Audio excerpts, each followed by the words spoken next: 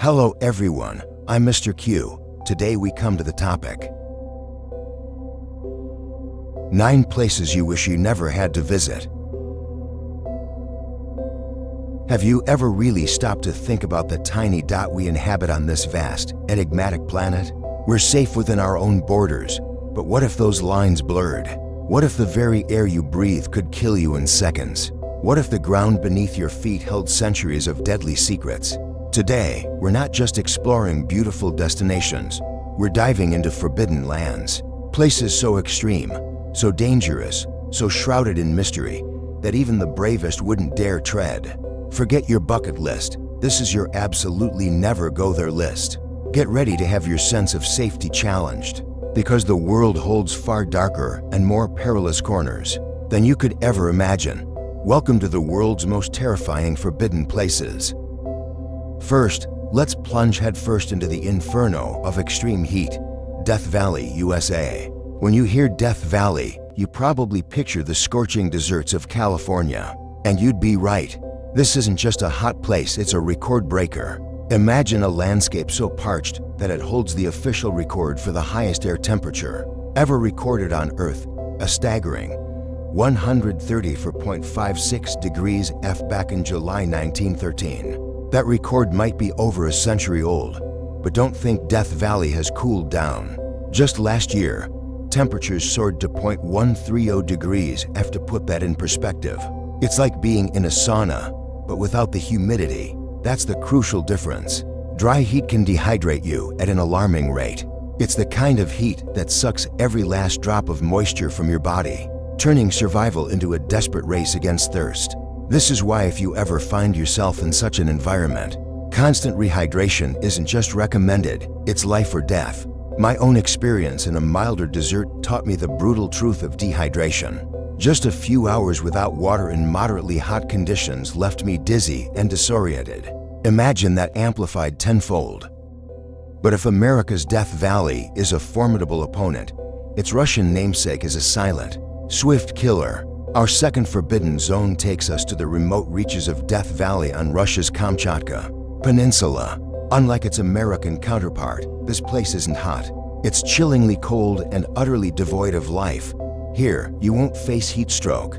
Instead, you'll encounter an eerie silence, broken only by the crunch of animal bones underfoot.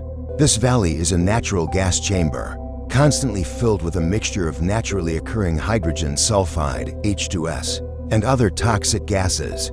Hydrogen sulfide is known for its rotten egg smell, but don't let that seemingly innocuous description fool you.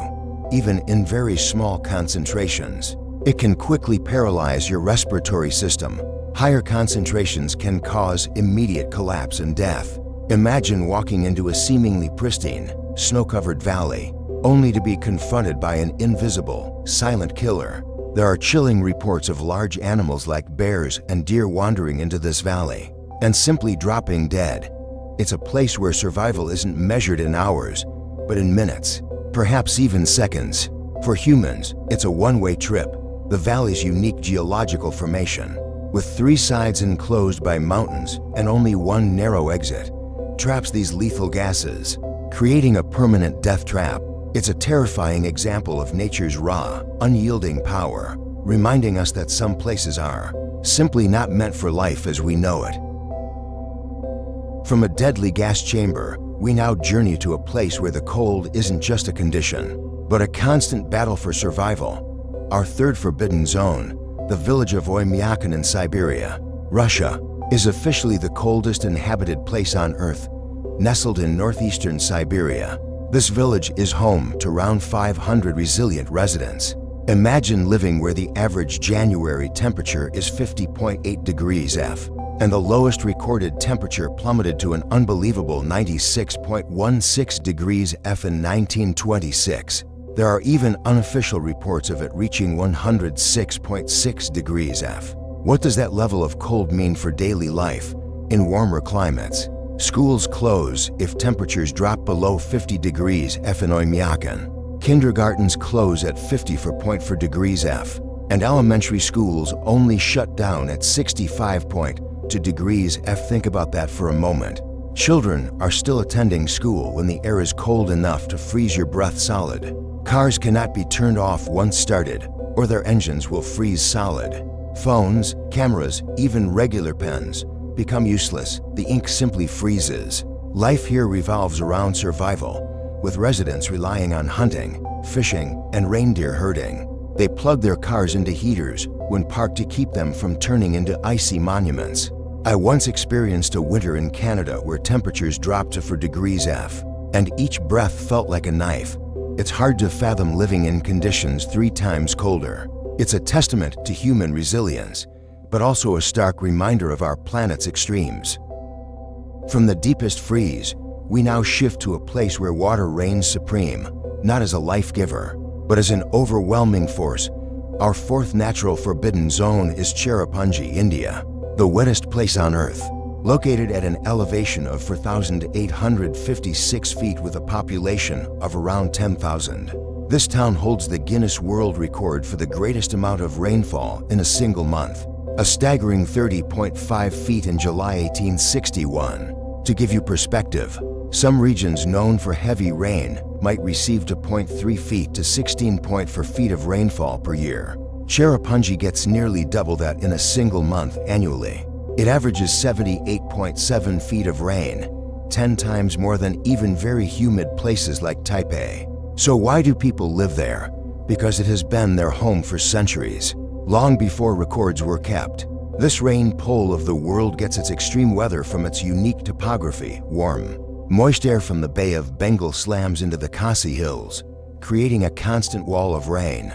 The relentless rainfall means rivers are everywhere, and travel becomes incredibly difficult. Wooden bridges would be washed away, and metal ones would quickly rust. So, the ancient residents developed an ingenious solution: living root bridges. They guide the aerial roots of rubber fig trees across rivers, patiently allowing them to grow and intertwine over decades to form sturdy, natural bridges. The older the bridge, the stronger it becomes. The oldest ones here are over 500 years old, living marvels of symbiotic engineering. It's a powerful example of human ingenuity adapting to nature's most extreme challenges, turning a seemingly impossible environment into a sustainable home.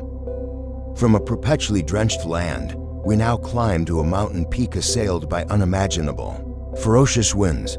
Our 5th natural forbidden zone is Mount Washington in New Hampshire, USA, which holds the record for the fastest wind speed ever directly measured on Earth's surface. On April 12, 1934, winds near the summit reached an astonishing 372 kilometers per hour.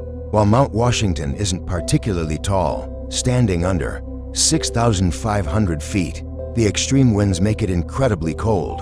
Average temperatures on the summit can drop below 40 degrees F, and with wind chill, it can feel like 76 degrees F or even colder, conditions comparable to the summit of Everest.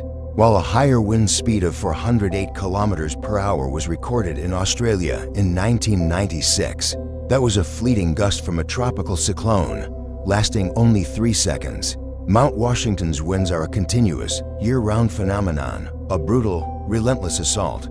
Living or working on Mount Washington's summit, even for research purposes, requires extreme precautions. Imagine trying to stand upright, let alone work, in winds that could literally blow you away.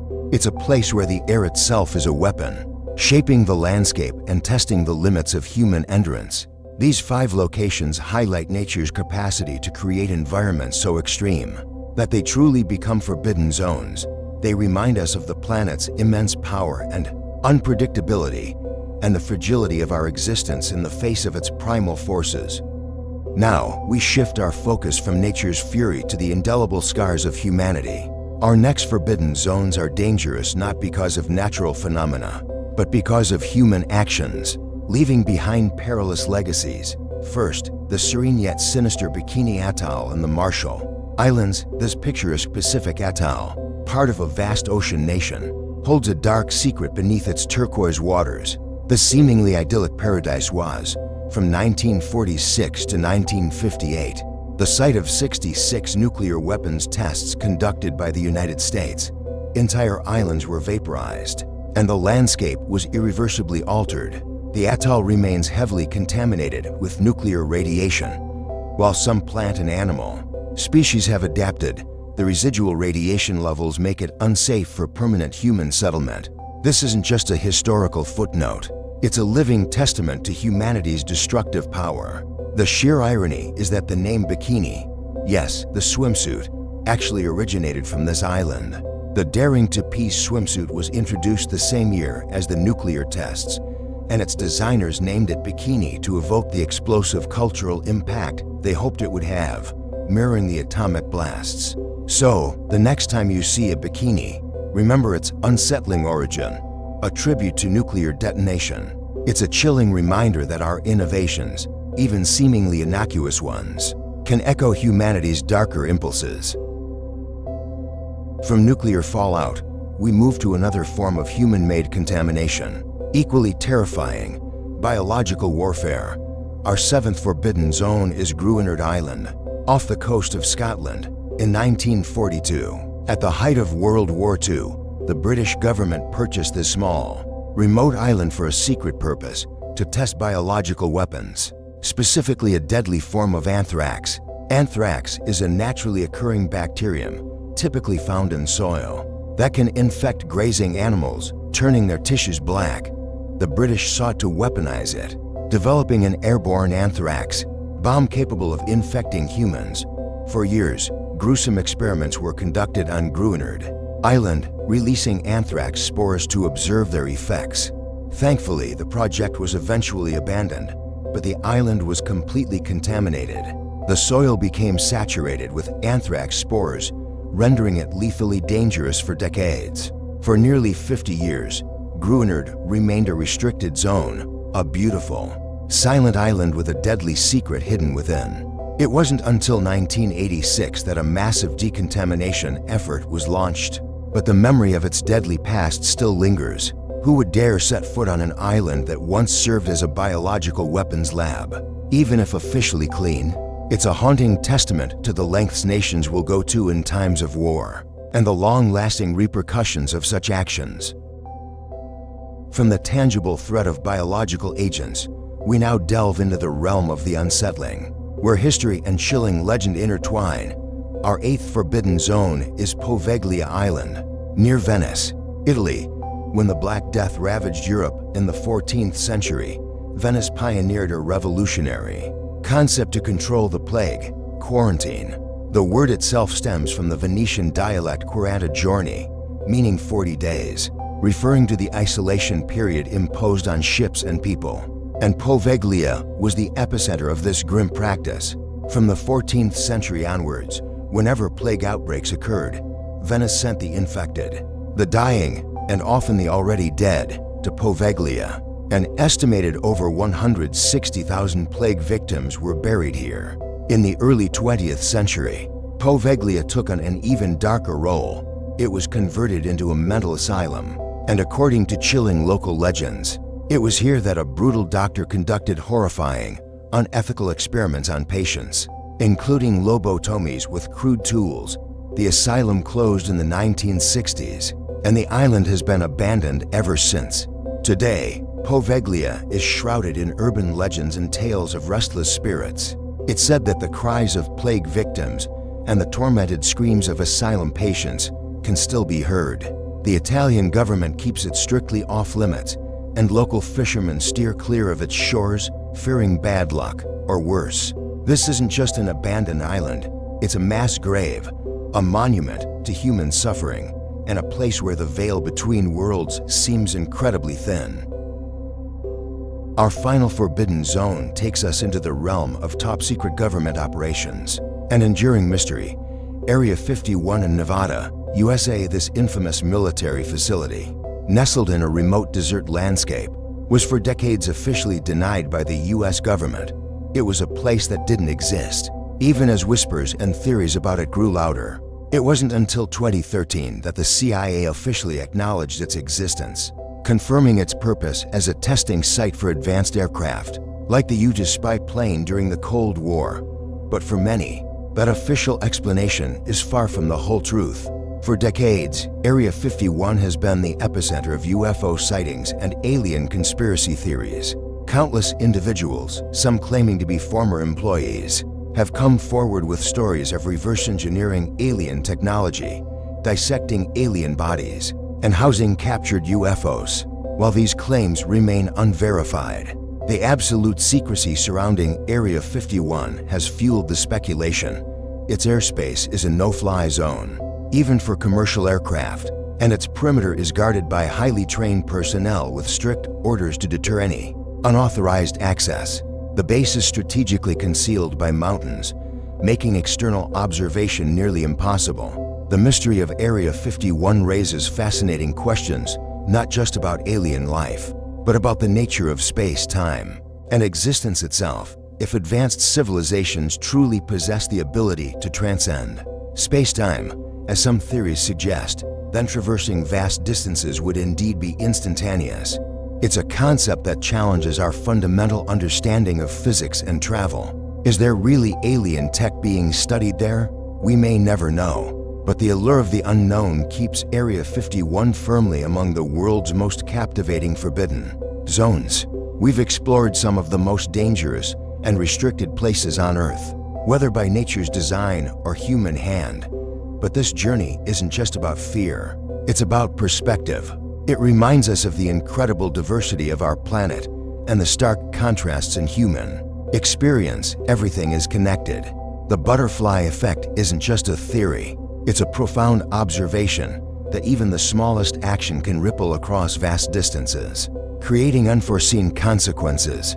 How we treat our environment, the decisions of leaders, the kindness or cruelty we extend to one another, all contribute to the fabric of our world. While we may not live in a perfect world, we have the power to shape our immediate surroundings. We can contribute to peace, understanding, and sustainability within our communities.